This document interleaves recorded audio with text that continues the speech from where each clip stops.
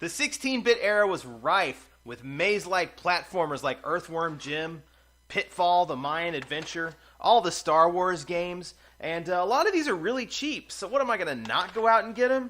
Today it's Daffy Duck, The Marvin Missions by Sunsoft. Let's check it out.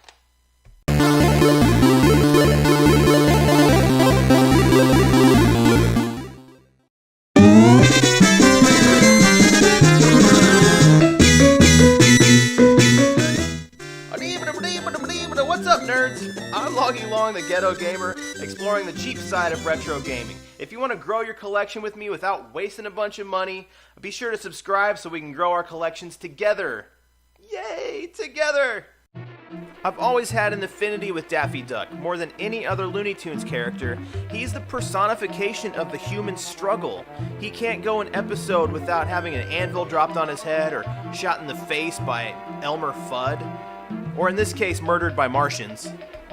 I've also always really enjoyed these maze platformers. Super Nintendo and Sega Genesis did them really well, and Daffy Duck is a good example. The graphics and animation are spot on. It really looks like you're playing a cartoon. The backgrounds and environments look really good, and you can tell Sunsoft used all 16 of those bits. I especially like the background of the Ice Planet stage. Scenic, right?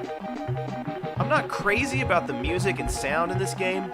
The music is okay, it's just kind of forgettable, and some of Daffy's sound effects are distracting and even annoying. Whenever he gets hit, he says, "Mother," which I've really gotten tired of hearing. I have to admit, though, that the digitized sound quality is pretty good. The controls are fine. Daffy usually lands where he's supposed to. The game makes use of all of the SNES's controller buttons, and you have a jetpack, and Sunsoft even included an auto map.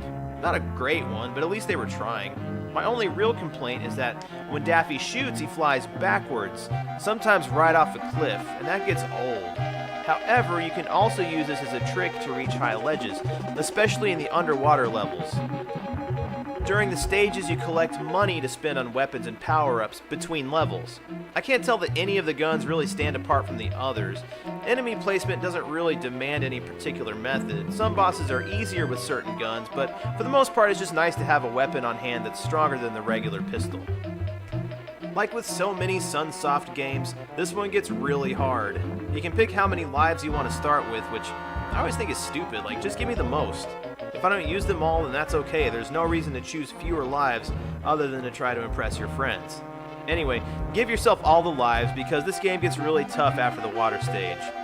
The water stage is kind of a beast too. My opinion, Daffy Duck, The Marvin Missions is pretty good. It's worth a try, and it shouldn't cost you more than $10, but it's not Sunsoft's best work. If you want their best, you're going to have to go back in time to the NES, Batman or Blaster Massacre. Either one, in my opinion, is much better than Daffy Duck. Wouldn't you know, I happen to have reviews for those on my channel already, so check those out, and be sure to subscribe to see when I come out with new videos so you can get on top of those too. So until next time, I'm Longy Long, the Ghetto Gamer, keeping it ghetto. Peace.